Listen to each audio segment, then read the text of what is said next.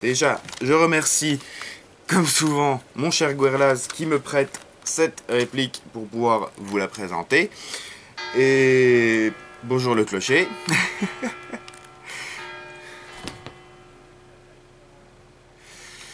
Et donc, comme je vais recommencer...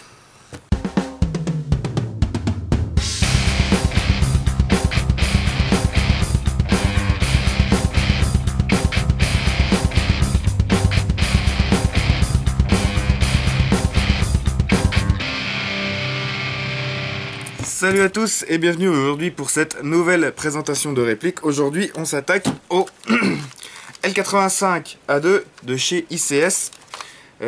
Comme très souvent, je vais remercier mon cher Guerlaz qui me permet de vous présenter, qui me prête cette réplique pour pouvoir vous la présenter.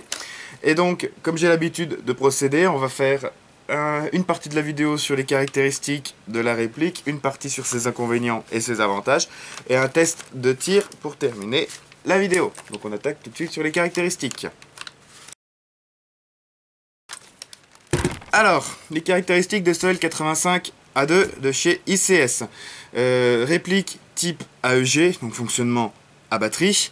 Pour le packaging vite fait, dans la boîte, vous allez y trouver la réplique. 2 chargeurs iCap de 450-500 billes à peu près, 2 hein. Une tige de débourrage, une notice très complète avec un éclaté technique de la réplique, ce qui peut toujours être pratique, sachant qu'il y a quand même des trucs importants à savoir dessus. Donc comme je vous disais, une AEG, conception métal et ABS. Bon, c'est tout simple, tout ce qui est noir est en métal, tout ce qui est couleur vert rodé bizarre là est en plastique. Donc la plaque de crosse, l'appui-joue, le garde-main, la poignée, tout ça est en ABS, tout le reste est en métal, très certainement en aluminium. Pour un poids d'environ 3,2 kg, une longueur de 730 mm avec un canon interne de 420 mm en diamètre 6,05. Entrons dans le vif du sujet. La réplique dispose d'un système hop-up réglable. Le hop-up se trouve ici, derrière la fenêtre d'éjection. Je vous mets une petite photo de plus près. Hop, voilà. On a à l'intérieur de cette réplique un système de quick change. Donc le quick change, ça permet de pouvoir changer le ressort de la réplique, de pouvoir faire baisser ou augmenter sa puissance sans avoir à tout démonter. Pour le quick change, il faut simplement ouvrir la réplique en deux pour pouvoir accéder à une partie de toute la gearbox qui se trouve à peu près à ce niveau-là. Et vous avez tout le système à peu près ici de piston ressort, et vous pouvez accéder avec une goupille, vous pouvez accéder très facilement au logement du ressort pour pouvoir l'enlever et le changer sans avoir à tout démonter la gearbox. Et vous avez en plus deux ou trois crans il me semble sur l'espèce de goupille qui retient le ressort pour pouvoir sur le même ressort faire varier un peu la tension, ce qui vous permet déjà d'ajuster la puissance à ce niveau là. Donc ça permet vraiment que si la réplique est trop puissante de pouvoir la downgrader sans avoir à tout démonter. Ça c'est vraiment un point qui est génial. De base on a des organes de visée qui sont réglables. Donc, pareil, je vous mets une photo dans un coin de la réplique de base. Là elles ont été enlevées pour pouvoir y mettre une optique, une petite ACOG. C'est juste un red dot sans grossissement ayant la forme d'une ACOG. Mais on a normalement un carry handle avec un organe de visée dessus en plus, comme un type M4 sauf qu'il est un petit peu plus massif. Et on a une mire à ce niveau là aussi. Donc elles sont, comme vous le voyez, démontables et normalement elles sont aussi réglables. Le garde-main, au niveau du garde-main, il s'enlève pour pouvoir loger la batterie. Pour l'enlever, 2 étapes. On ouvre le petit clapet qui est ici. Ensuite, une fois que c'est ouvert, tout ce morceau-là peut s'ouvrir. On appuie sur le bouton ici, et là, ça débloque le garde-main. On peut le faire glisser le long du canon. Et juste à l'intérieur, on va trouver une connectique petite Tamiya avec un fusible pour protéger la réplique. Donc voilà. C'est pas forcément le système le plus adapté parce que la batterie a tendance à se balader un peu dedans, mais ça se fait très facilement. C'est juste un coup de main à prendre. Une sécurité sur cette réplique, la sécurité est le petit bouton qui est ici. Hop, le petit bouton qui est là. Juste au-dessus de la détente. Donc dans cette position, c'est bon, ça fonctionne. On l'appuie, on le presse, il ressort de l'autre côté. La détente est complètement bloquée. Voilà. On a un garde-main amovible, un cache-flamme amovible pour pouvoir y mettre éventuellement un silencieux. Le sélecteur de tir, il est pas ambidextre, il est de ce côté-là. Donc une position pour le semi, une position pour le full, c'est l'une ou l'autre. Là sur le coup, je n'ai pas fait attention, mais voilà, le sélecteur de tir est ici. Donc sélecteur de tir semi automatique, full automatique. 3 attaches sangles, donc 2 attaches sangles à l'arrière de la crosse, voyez, hop, et un dernier à l'avant, ici. Bouton d'éjection du chargeur qui se passe ici, donc c'est un bouton poussoir, hein. Hop. On appuie, on retire le chargeur et on remet le chargeur. Chargeur de base, donc comme je vous disais, ça ce n'est pas le chargeur de base, c'est un chargeur mid-cap normal quoi. De base on a 2 chargeurs high cap, vraiment les gros chargeurs high cap Maracas, pas possible, avec 3 marquages ICS dessus. Pourquoi en mettre 2 honnêtement?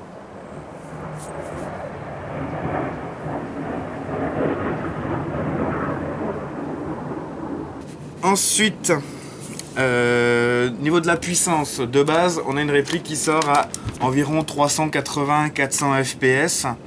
Donc un peu trop puissant pour nos habitudes en France. Mais comme je vous disais, avec le système de Quick Change, c'est un truc qui se change, un problème qui se règle relativement vite. Et là, avec l'ajout d'un petit SP90 à l'intérieur, on a une puissance fixe d'environ 340 fps, c'est impeccable, ça ne change pratiquement rien aux performances de tir, donc impeccable quoi. Ensuite, niveau des marquages, je vous rajouterai un gros plan. On a juste des petits marquages ici, un numéro de série qui est pas gravé, on dirait qu'il a été frappé dans la matière, avec le reste qui est peint sur la carcasse, un petit descriptif de la réplique. On voit une espèce de numéro, on dirait un numéro de carte bleue, avec L85A2 5,56 mm par 45. Donc c'est à peu près c'est les seuls marquages en fait qu'on a sur la réplique. Voilà, c'est tout. Et donc pour terminer, le prix en moyenne 380 $ sur Shop étranger et entre 350 et 500 € en France. Voilà. Donc on va maintenant, une fois que les caractéristiques sont terminées, on va maintenant s'occuper des avantages et des inconvénients. Alors commençons déjà pour les inconvénients. Il faut savoir que ce L85, je pense que Guerlain est un petit peu tombé sur un lemon, est déjà parti 2 fois en SAV. Pour problème de contacteur électrique, problème de sélecteur de tir. Mais de base, un truc qu'il a toujours été dessus. Vous voyez le jeu de la poignée. Pas top. Le souci qu'il avait eu, c'était que le sélecteur de tir, à force de tirer, donc là ça doit être la position semi, comme ça, à force de tirer, bah, avec les vibrations, on ne sait pas pourquoi, le sélecteur de tir descendait, pouf, et ça partait en full. Bah, vu qu'il était en full quoi. Donc vraiment à savoir si d'autres utilisateurs de ce modèle ont déjà eu ce souci, parce que c'est un peu con quoi, tu tires en semi, d'un coup tu te retrouves en full sans comprendre pourquoi. Je sais pas, c'est bizarre.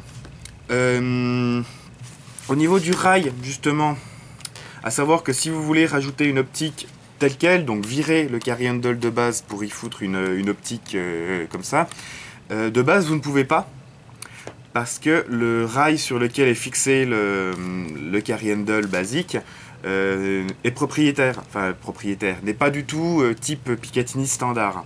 Donc il faut en plus virer le carry handle, il faut virer le rail et il faut remettre un rail Picatinny standard à la place pour pouvoir y mettre une optique standard, qui se monte en Picatinny. Donc c'est pas...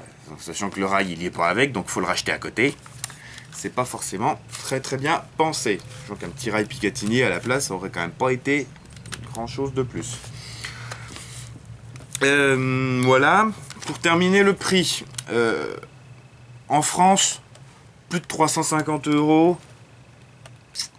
Plus de 350 euros pour ça, plus de 350-400 euros, j'estime que c'est quand même un petit peu du vol. C'est quand même abusé. Ouais, 350, 400 grand max, faut pas le payer plus cher. Après, c'est du vol. Niveau des avantages. Portée, précision, groupement. Impeccable jusqu'à 50 mètres. Rien d'autre à dire. Voilà. La 0,25 avec le réglage pop adapté, 50 mètres elle file droit, elle file groupé, elle file loin, ça va impeccable. Le système, la version bullpup permet vraiment un changement assez rapide, ça se fait vraiment de façon assez instinctive on va dire, donc c'est pas trop mal. Voilà, ça c'est du bullpup, c'est étudié pour, je pense, en partie pour pouvoir faire du rechargement rapide. Et c'est pas trop mal, c'est assez bien foutu. C'est un modèle quand même assez peu commun, c'est un truc assez peu répandu sur les terrains. On en voit quand même, mais pas tant que ça. C'est pas vraiment quelque chose qu'on croise tous les jours sur le terrain. Compatible avec quasiment les standards au niveau des chargeurs M4 là. Hein. Ceux-ci sont des classiques Army, par exemple les Mid-Cap Classic Army. Vous voyez qu'ils rentrent parfaitement bien. Ils n'ont pas beaucoup de jeu, un petit peu comme toujours, mais ça va bien, pas de soucis. Donc normalement quasiment tous les chargeurs M4 devraient rentrer sans trop de soucis. Il est très compact. On dirait pas comme ça, mais une fois épaulé, la main sous le garde-main en position correctement, il n'y a plus grand chose qui dépasse. Il y a plus grand chose qui dépasse devant, donc ça fait une réplique assez compacte, qui permet vraiment d'être manipulé assez facilement. Donc ça, c'est vrai que c'est assez bien étudié quand même. Et pour terminer, pour moi vraiment le plus gros avantage de cette réplique, c'est le système de quick change qui vous permet vraiment de changer le ressort sans avoir à ouvrir la gearbox, sans avoir ne serait-ce que même qu'à la sortir de la réplique. Ça c'est vraiment un truc qui devrait vraiment se démocratiser un peu plus et qui devrait être présent sur le plus de répliques possible. Le mec qui achète sa réplique, elle est trop puissante, il peut pas jouer en Assos avec, il connaît personne pour lui changer. Bah là, vous suivez la notice dans la boîte, en 3 coups de cuillère à peau, vous avez changé le ressort et votre réplique est aux normes pour la sauce. C'est vraiment quelque chose qui devrait être présent sur toutes les répliques qui pourraient être compatibles avec ce système devraient l'être. C'est vraiment un truc qui est génial. Voilà. Pour terminer, maintenant, on va se faire un petit test de tir. Donc, nous revoici pour le test de tir du L85 A2 ICS. La cible qui est là-bas, là, voilà, là, à peu près 40-45 mètres. Donc on va y aller un petit peu en semi et en full pour voir un petit peu la précision. Donc semi-auto, pas de sécurité, chargeur, let's go.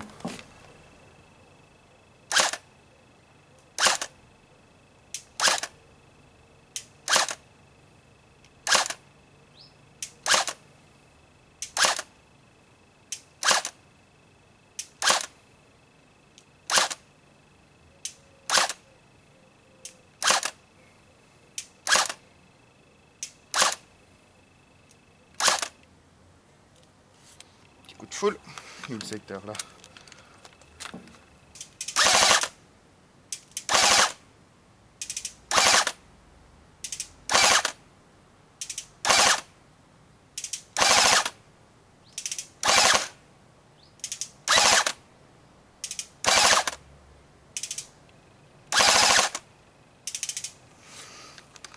Not bad.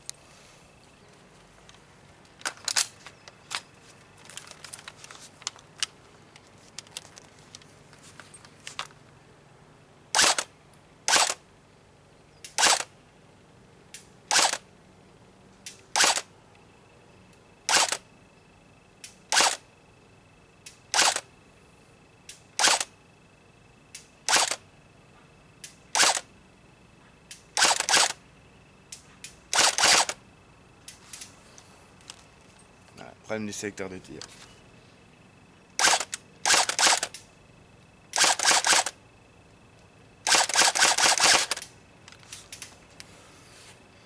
Problème du sélecteur de tir.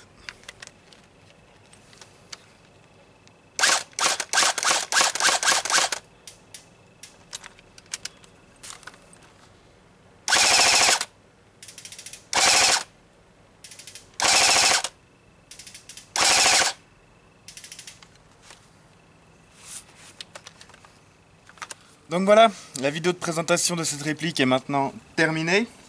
C'était donc le L85A2 de chez ICS. Je remercie encore Guerlas pour le prêt de cette réplique.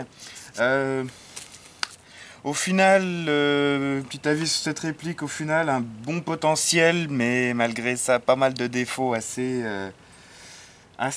problématiques vraiment. Le coup du sélecteur de tir, vous avez pu le voir dans le test, hein, qui a tendance à déconner. Voilà, il repart en full d'un coup, c'est pas pourquoi. À cause des vibrations, le sélecteur a fini par se décaler, puis ça part en full. C'est bizarre, c'est vraiment bizarre. Hein. Donc malgré ça, bonne portée, bonne précision. Voilà. Donc la vidéo est maintenant terminée. Je vous invite à donner vos avis, vos questions et ce que vous avez pensé de la vidéo dans l'espace commentaire prévu à cet effet. Merci d'avoir regardé. Je vous invite à commenter, à mettre un j'aime et à vous abonner si ce n'est pas déjà fait. Sur ce, je vous dis salut, airsoftez bien et à la prochaine.